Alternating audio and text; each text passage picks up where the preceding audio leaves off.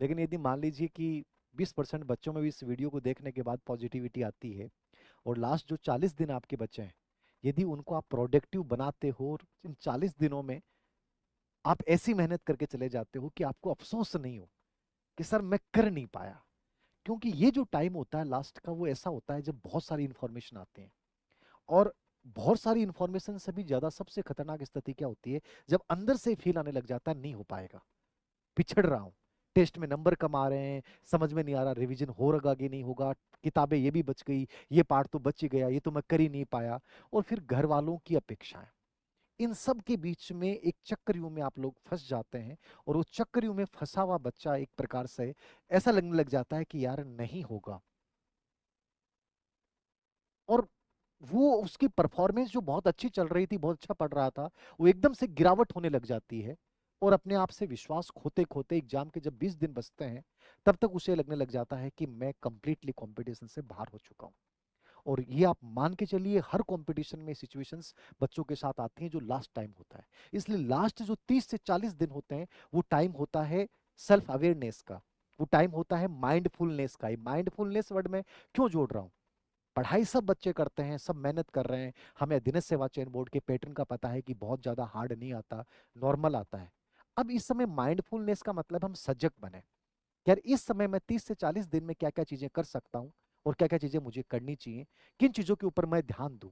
ये बहुत इंपॉर्टेंट बात होती है। और सबसे बड़ी चीज है बाहर की सब आवाजों को बंद करते हुए अंदर की एक ही आवाज को स्ट्रांग बनाना, कि यार मैंने अच्छा किया है, मैंने मेहनत की है, यद्यपि वैकेंसी उतनी अच्छी नहीं आई है, लेकिन जितनी आई है मुझे कंपटीशन देना है, और बढ़िया तरीके से देना है। क्योंकि नेक्स्ट थर्ड ग्रेड वैकेंसी आ रही है रीट के जस्ट बाद। तो जैसी भी स्थिति है, अपने को पॉजिटिव एक एटीट्यूड बनाना है। मैं नेगेटिव चाहता तो मैं आपको नेगेटिव बातें बोल देता, ये नहीं आई, विरोध करो और वो करो, इनसे कुछ नहीं निकलने वाला। हमें यही निकलना है कि जो मेरे पास है मुझे उसमें बेहतर देना है। दो चार पांच बातें मैं बताऊंगा हर बच्चे को। पहली चीज, जो आपने पढ़ा है केवल वही पढ़ें। अब नया टॉपिक पढ़ने का प्रयास नहीं करें। केवल आपको लगता है कि मैं ये टॉपिक नहीं पढ़ पाया, इसमें सर क्या करूं, आपको टाइम है तो उसके केवल पीवाईक्यू देख दें, वन लाइनर आप देख सकते हैं। नंबर दो, रिवीजन जो है वो आपका इन 40 दिन में जो भी मेन मोस्ट एक्सपेक्टेड टॉपिक है, मतलब मोस्ट का मतलब है कि जहां लगता है कि यहां से प्रश्न आता है, पता है कि साइकोलॉजी में लर्निंग डिसेबिलिटी का प्रश्न आएगा, समझ गए, एनईपी 2020 पे प्रश्न आएगा, आरटी 2009 पे प्रश्न आएगा, ठीक है। विद्यालय नवाचार में इस योजना पे प्रखर राजस्थान, प्रबल राजस्थान, या मतलब जो ये बहुत इंपॉर्टेंट इन पे प्रश्न आएगा। इन मतलब ऐसी चीजों की पहचान कीजिए आप, कि पूरे सिलेबस में ऐसे कौन से पार्ट हैं, इंग्लिश में टॉपिक है, हिंदी में टॉपिक है, मेरे सब्जेक्ट में टॉपिक है, भाषा साहित्य वाली जो बोलियां उन पे प्रश्न है, करंट के अंतर्गत स्पोर्ट्स है, कंप्यूटर के अंतर्गत ये चीजें तो जरूर आती हैं। तो वो टॉपिक मोस्ट एक्सपेक्टेड टॉपिक्स जो है उनकी पहचान करके कम से कम इन 40 दिन में आप 3 बार उनका रिवीजन करने का प्रयास करें। तो 3 बार जो मोस्ट एक्सपेक्टेड टॉपिक है, ठीक है, एमई टी, ठीक है ना, मोस्ट एक्सपेक्टेड टॉपिक जो है उनका 3 बार आप रिवीजन करने का प्रयास करें। और वो टॉपिक कोई मैंने जैसे साइकोलॉजी में बता दिया, परिदर्शन मैंने बता दिया, आईसीटी में थोड़ा सा मैं एक वीडियो बनाऊंगा बता दूंगा, लेकिन करंट में मैंने बता दिया, तो बाकी में भी आप अपनी पहचान कीजिए कि यार ये टॉपिक ऐसा है जो पर्सन देके जाएगा, और इस टॉपिक को मुझे बहुत अच्छे से कवर करना है। तो ये एक तो सबसे इंपॉर्टेंट चीज ये है। नया टॉपिक बहुत ज्यादा पढ़े नहीं, कोई पीवाईक्यू आप जो है उसका देख सकते हैं। नंबर 3, एक बिंदु आता है सर आईसीटी में बहुत प्रॉब्लम आ रही है, आईसीटी के 5 प्रश्न आने हैं। आप केवल इतना जरूर करें, अधीनस्थ सेवा चयन बोर्ड के जो लेटेस्ट पेपर हुए हैं कंप्यूटर के प्रश्न आए हैं, वो जरूर देख लें। और सामाजिक प्रभाव में केवल 4 कॉन्सेप्ट होते हैं, उनको हल्का सा समझ लें। समझ रहे हो, बाकी input output device, system software, application software, और कीबोर्ड की कुंजी आपकी याद नहीं होती, वहां एक पर्सन अप्लाइड आता है, एमएस ऑफिस में एक पर्सन अप्लाइड आता है, हो सकता है आप 5 के चक्कर में नहीं, 3 प्रश्नों का मैटर जरूर पढ़ लें। परिदृश्य में जो अपडेट चीजें हैं उनको आपको पता होनी चाहिए, बाकी कंटेंट वही चीजें हैं। भाषा साहित्य जीके में बहुत इंपॉर्टेंट है। अब जीके की कोई एंडिंग नहीं होती, जीके में कितना टाइम दे दो कोई जरूरी नहीं रिजल्ट आए, लेकिन अध्ययन सेवा चयन बोर्ड की प्रिपरेशन करने वाले बच्चों ने एक चीज नोट की होगी कि जीके वही घुमा फिरा के पूछा जाता है। तो कम से कम और कुछ भी नहीं पढ़ा है, जो शॉर्ट एंड स्वीट आपने पढ़ा है, केवल उसके पीवाईक्यू जरूर निकाल लें।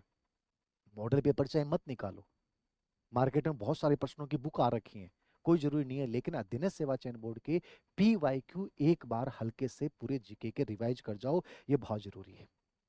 ठीक है, 50% मैं कहूंगा कि इस लास्ट टाइम में आप डेली ये कोशिश करें कि मैं 50 क्वेश्चंस डेली रिपीट करूं।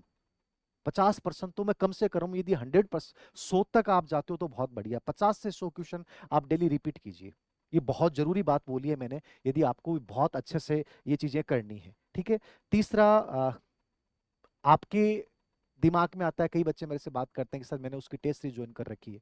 अब टेस्ट सीरीज, सर मान लीजिए मैंने आपकी किताब पढ़ ली लेकिन उसमें पर्सन ही नहीं आ रहे हैं, तो ऐसी टेस्ट सीरीज से आप हट जाइए। कि एक बहुत अच्छी लाइन बोल रहा हूँ, एग्जाम लेवल के मॉक इंटरव्यू दो। एग्जाम लेवल का समझ रहे हो? अधीनस्थ सेवा चयन बोर्ड का जो लेवल है, यदि मैं उससे बहुत ज्यादा अपर देता हूँ, उसमें नेगेटिविटी आती है, तो कोई मतलब ही नहीं है, आपका नुकसान है। एग्जाम लेवल के मॉक इंटरव्यू दो, कि जैसे मान लो मैंने टेस्ट बनाया है, तो मुझे पता है अधीनस्थ सेवा चयन बोर्ड के लास्ट पेपर ये है, इसके अकॉर्डिंग ये ऐसा प्रश्न आएगा। मैं अनावश्यक रूप से आपको डराने की कोशिश करूं तो ये मूर्खता है, आप दबते जा रहे हो उसमें। तो ऐसी टेस्ट सीरीज को छोड़ दीजिए, चाहे वो किसी भी बड़ी कोचिंग की क्यों नहीं हो। समझ गए आप? जहां से नेगेटिविटी आ रही है उसको छोड़ दीजिए।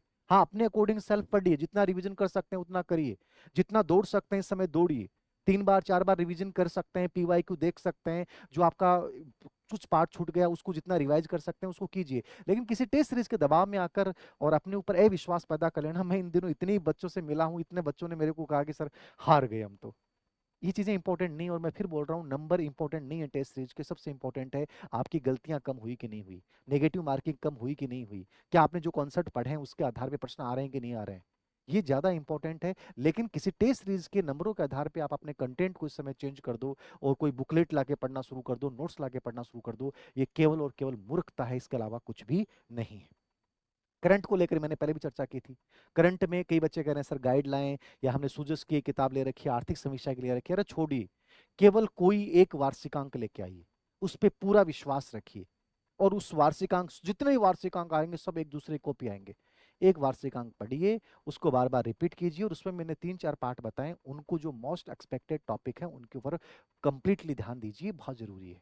बाकी इतना ज्यादा नहीं है, ठीक है। और सबसे इंपॉर्टेंट चीज इन सबसे हटकर भी जो आपको करना है, ये सब चीजें आप लोग कर रहे होंगे, आपने कर लिया होगा, ठीक है। नोट्स वगैरह आपने बना लिए होंगे, क्विक रिवीजन भी आप कर रहे होंगे, फास्टली जो चीजों को कर रहे हैं। सबसे इंपॉर्टेंट चीज जो है मैं आपको बताना चाहूंगा, ये जो टाइम होता है उसमें खुद से अविश्वास नहीं होना चाहिए। चाहे कुछ भी हो जाए, चाहे एकदम से आप फेलियर की स्थिति में है, चाहे आपका सिलेबस भी कवर नहीं हुआ है, तब भी एक चीज दिमाग में रखें कि मुझे जितना टाइम बचा है उतनी पॉजिटिव तरीके से मेहनत करनी है। इस एग्जाम में होता है तो ठीक है, नहीं होता है तो और वैकेंसी में मेरा पढ़ा हुआ काम आएगा, और पढ़ा हुआ हमेशा काम आता है। इस बात को लेकर इतना नेगेटिव कि मैं इसमें नहीं बना तो मेरी जिंदगी बर्बाद है, ये थॉट प्रोसेस आपकी पूरी तैयारी को बाधित कर देता है।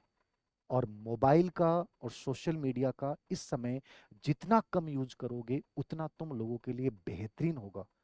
जितना ज्यादा अपने आप को लोगों से बचा के रखोगे उतना बेटर है। हाँ, परेशानी आगे स्ट्रेस हो गया तो बात कर ली, कोई टीचर से कर लिया, कोई बेस्ट आपका दोस्त है उससे बात कर ली, कम्युनिकेशन कीजिए, लेकिन अनावश्यक इंफॉर्मेशन कम्युनिकेशन के माध्यम से मत लीजिए।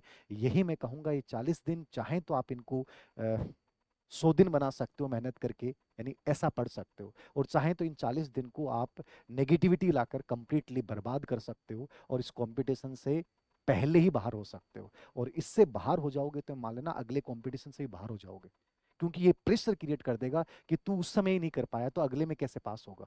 इसलिए अपनी परफॉर्मेंस 100% देनी है, बाकी सब कुछ ईश्वर की योजना के तहत होना है। तो ज्यादा सोचे नहीं, मेहनत करें। सभी को बहुत सारी शुभकामनाएं। जो पढ़ा है उसी को बार बार रिवाइज करना है, खुश रहना है, पॉजिटिव रहना है, नेगेटिविटी नहीं रखनी है, क्योंकि जिंदगी बहुत खूबसूरत है।